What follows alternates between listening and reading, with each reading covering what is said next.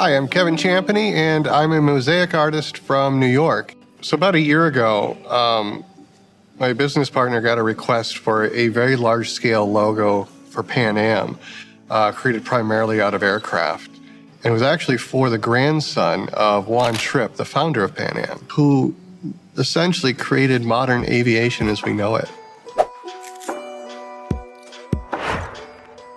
Pan Am pioneered the ocean crossings. They were the first commercially over the Pacific and the Atlantic in the 30s, and the first to have the jets in 1958 with the 707.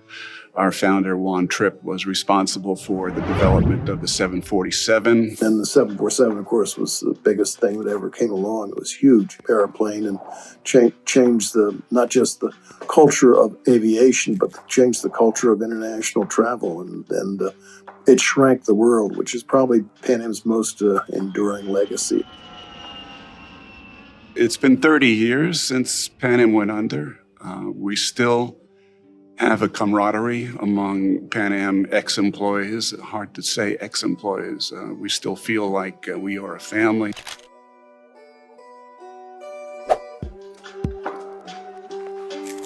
So every piece begins with a tremendous amount of research, and this is in order for me to best create a piece in my style that best exemplifies sort of what the client is looking for. He really wanted a celebration of Pan Am and a celebration of their history and their glory.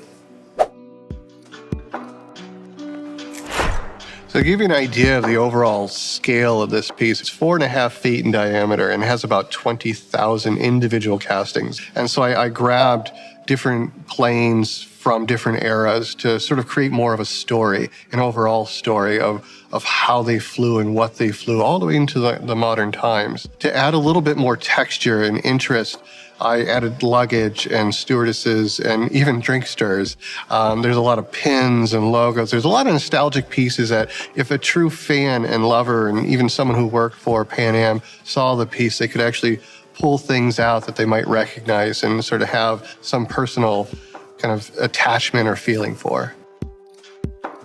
There were so many challenges in this piece, and part of it was actually just the shape of the pieces that I was working with.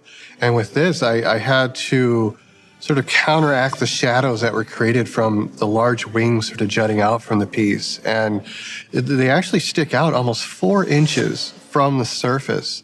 And I have the pieces actually spilling over the edge of the frame to really give it this sense of just mass and fullness. It takes about 8 or 9 shades of the same color to be able to create a smooth transition. And there's something about doing the layering of these pieces that I'm just in love with. So a lot of my peers have called me sort of obsessed, and they're right. I really have to be involved in every aspect of the artwork, so much so that I actually built the frame for this piece. So I built a custom jig and actually hand bent the wood for the frame. I sculpted and created all the masters. I made my own molds. I hand matched all the dyes and the colors and poured all the castings, finished each and every single casting, and then hand placed every single one. So, you know, it sounds crazy, but maybe I am a little crazy, but that's what I have to do in order to create these pieces. And I think it takes a little crazy to be able to dive so deep into each one of these to make sure that the piece is exactly what it should be.